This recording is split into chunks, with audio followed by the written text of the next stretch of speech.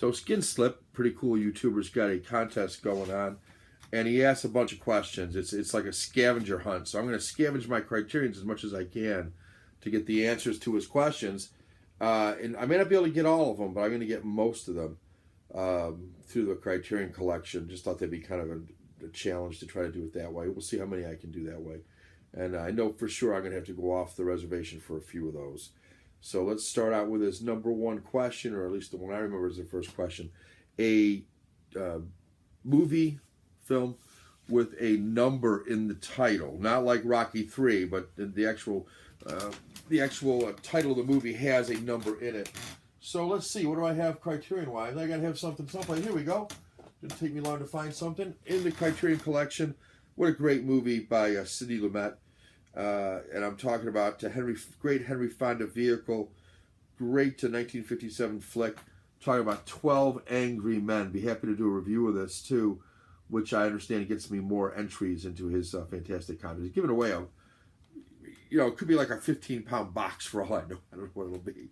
Who knows what he'll put in there? Some stuff he's looking to get rid of, some comics. There could be some shit from his cellar, his basement that he does videos on that. He's really kind of an interesting guy, and he's got a wide variety of things going on, and some things that you probably would like, and I probably would like will be in the box too. But anyway, 12 Angry Men is my title that has a number in it, and a very significant number too, because there's 12 on a jury, and that's what this is about. All right. Next one was a movie that has a color in it. Well. How about, I haven't watched this one yet. But I hear really good things about it.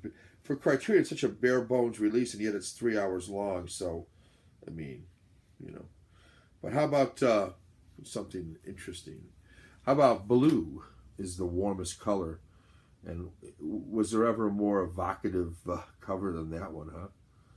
Coming of age, sexual orientation, coming of age, where it's romance between and sexual awakening between a young 20-something, although they could look like they could be younger, but a 20-something and another girl.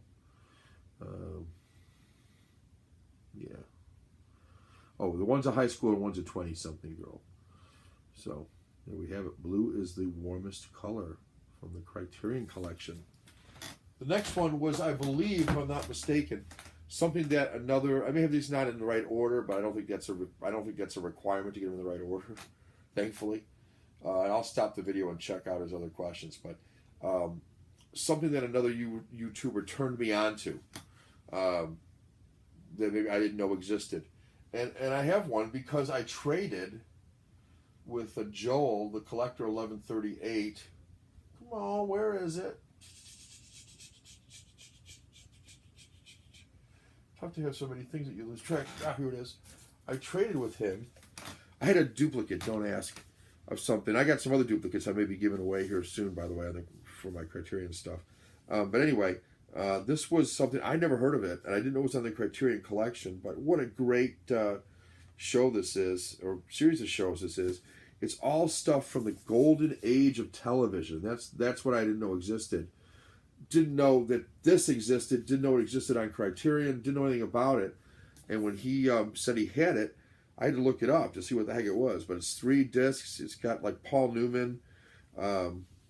It's got Rod Steiger, Mickey Rooney, Julie Harris, Piper Laurie, Rod Serling wrote for it. It's a bunch of teleplays. Pretty good quality considering it's from 1953 to 1958. 485 minutes long. Never knew it existed. Some really classic dramas that were done, like Playhouse type dramas that were done on television, live in many cases. The golden age of television. Really enjoy it. Thank you, Joel, for that trade. If you're out there watching, hey Joel, would you be interested in doing a just a little aside here? Doing a what do you call that? Google Hangout, where we're both talking at the same time. Well, not the same time, hopefully, but about a Criterion movie, perhaps, or some theme of Criterion's, and as many other folks as you wanted to gather up to do that in your circle of would be great. I'd love to do it with any number any number of folks, but I think it could be interesting. So, anyway, that's that. I'm going to pause it for a second so I can check out Skinslip's other questions. He's got a bunch of them, and I didn't get a chance to write them down, so don't go anywhere. Okay, I like my creativity on this one. Let's see if Skinslip does too. So a vehicle is any mode of transportation. And, you know, you can use the word killer in a lot of ways. You know, he said it could be something that actually kills people, or it could be a really cool, badass vehicle like, you know, in Batman or something. But I think a killer vehicle could also be something that the vehicle kills something. Maybe not a person, but kills hopes, kills dreams. And so the vehicle that I'm going to choose, so I want to stay with the Criterion Collection, the vehicle I'm going to choose is a bicycle. And because the bicycle is stolen, the vehicle essentially ruins the entire family's life. Because without it, he can't have a job, he can't make money, he can't support his family, and they've basically hocked everything they own, including the bed sheets, to get the bicycle out of hock. And now the bicycle has been stolen. And so the vehicle becomes the entirety of this movie. The getting of it early on in the movie, out of hock, by selling the family bed sheets, to the brief use of it to have a job, hanging posters throughout Rome, I believe it is, and then the theft and the search, the rest of the movie, to search for this bicycle thief and the bicycle, so that this family can have hope back and have some form of income when a lot of others don't in post-war Italy. So I love The Bicycle Thieves. I think it's a brilliant movie. So simple, so moving. I know there's a Blu-ray version out. I have no interest in getting that. I love this DVD version. I love everything about it. I love the packaging. I love the cover. It was one that I really looked forward to when I got it, and when I watched it, I just loved it. And I've seen it 3 or 4 times since I picked it up, and it's one of my favorite Criterions. So Bicycle Thieves is my killer vehicle that kills the family's hopes and dreams and really their whole life. Next question, or the next part of the scavenger hunt, and I did have to scavenge for this one. I knew I owned it. I just had to find it. My favorite post-apocalyptic movie. I probably could have gotten Q with the Criterion Collection. There's a couple that might possibly qualify, but the question was my favorite, and so my favorite one is this one. I thought it was interesting. I thought it was visionary. I thought it was plausible. It's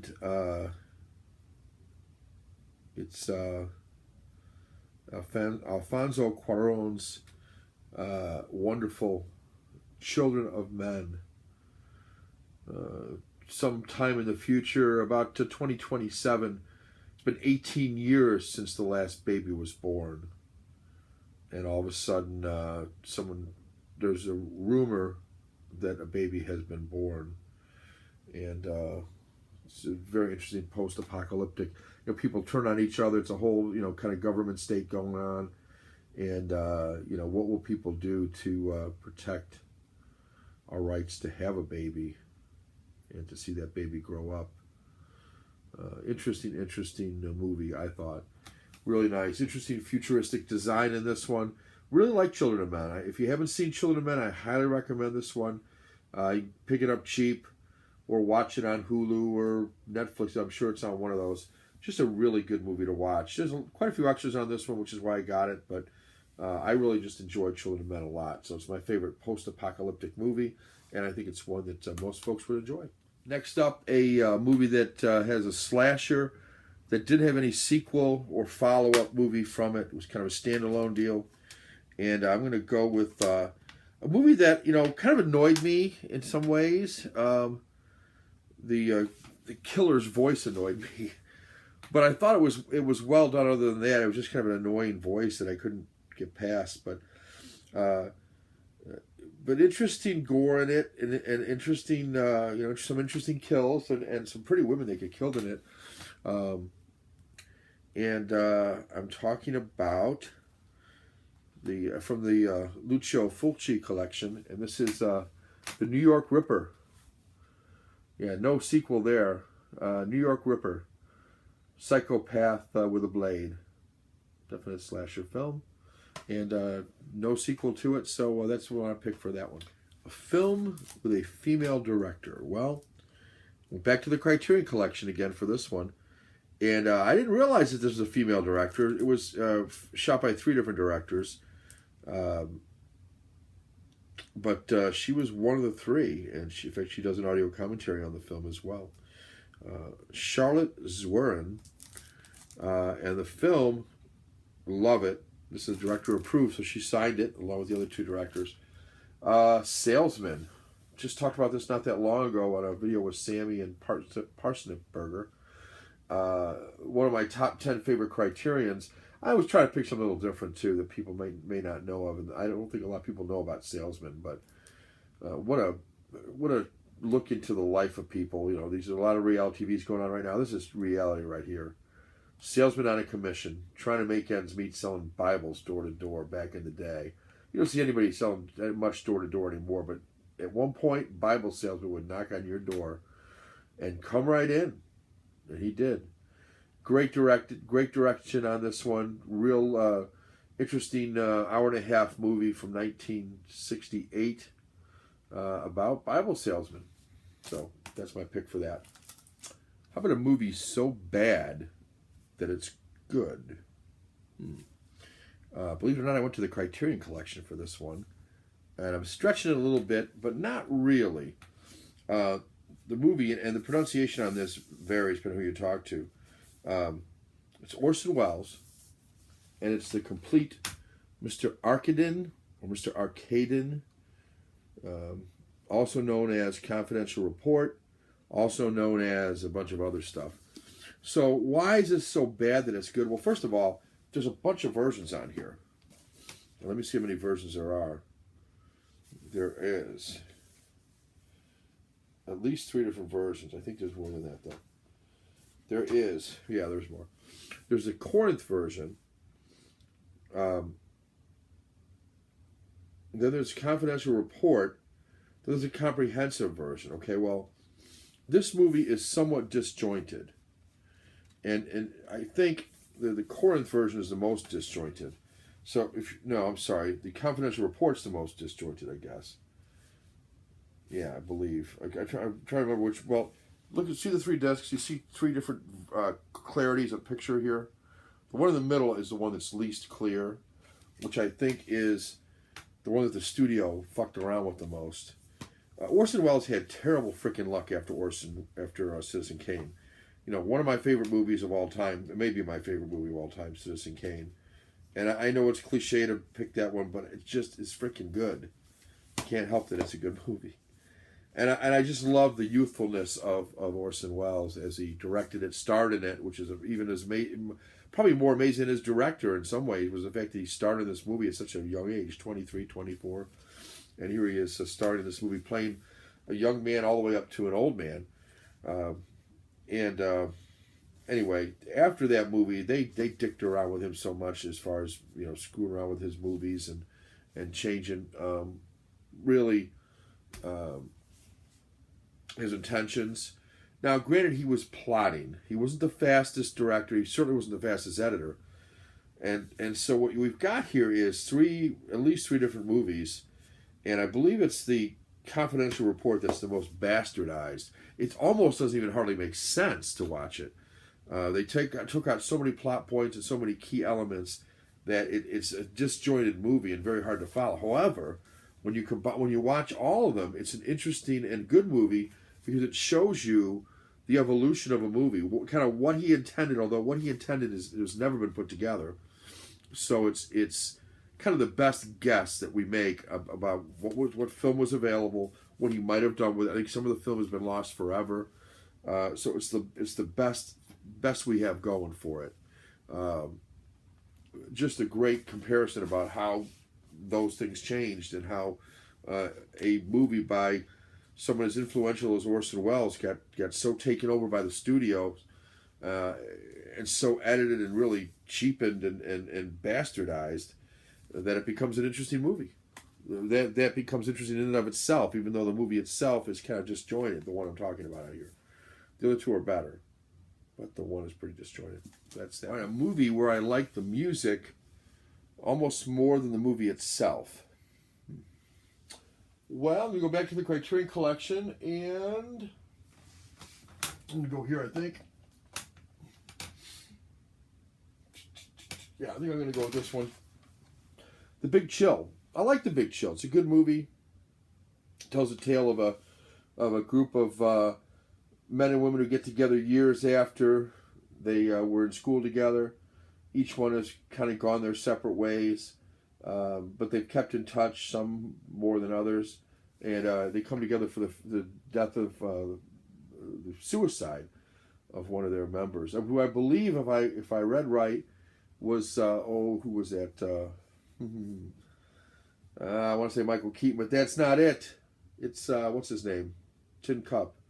Kevin Costner played the dead hand with a suit going on it in the coffin there with the slit wrist. That was Kevin Costner. I've been told, or I read. Yeah, the music in this, freaking awesome. What a great soundtrack. It said the Big Chill all but invented the consummately curated soundtrack. The soundtrack in this thing is amazing. Everything from You Can't Always Get What You Want, just song after song fits in with the movie and just elevates the movie. And I wish I had a listing of all the songs that are on here. I don't think there's one in the booklet, but there are a ton of great songs in this. And it's well known for its songs. And even though I like the movie quite a bit, I like the songs better. So not a bad movie. It's a good movie. I own it. I wouldn't own it if it was bad. I would watch it and get rid of it probably, unless it was so bad it was good. But anyway, Big Chill I do enjoy, and glad I have it as part of the collection. But I like the music more than I like the movie itself. Last question and last movie. Back to the Criterion Collection. Yay. A movie that's underrated and undervalued and maybe underwatched. And even though it's in the Criterion Collection, people don't always, buy it and see it. And I'd recommend you watch this. I loved the short story. When I was a kid, I had this old book of short stories. And I mentioned on some video I did recently, I used to teach high school English. And when I taught high school English, I couldn't wait to teach the kids this particular short story that I loved as a kid. My uncle, my great uncle, my dad's uncle, had what they called a garrig. It's like an attic, more or less. They call it a garrig, though. It was up this flight of stairs. He had all these books on the shelves, and I used to go up there and read with him. He'd go up and write his letters and do whatever he did, and I'd read. And once in a while, I'd ask him about different things. And he gave me this book of short stories, and in it was a book called short story by Stephen Vincent Benet called The Devil and Daniel Webster. Man, I read that. A man who sold his soul to the devil so he could have some success. He was down on his luck. And he forgot about it. And then 7 years later, the devil comes to claim his soul. Well, I saw a movie of that when I was a kid, after I'd read the short story, and loved it. Thought the guy that played the devil was really cool. I didn't realize he was the great John Huston. But the Criterion Collection brought this out. It's a movie it's the movie I saw when I was a kid, based upon the short story by Stephen Vincent Benet of the Devil and Daniel Webster. What a great job John Huston does as Mr. Scratch, or the devil. He doesn't call himself the devil, but it's the devil. And then I can't remember who the actress who plays, but he's really good too. Who is that?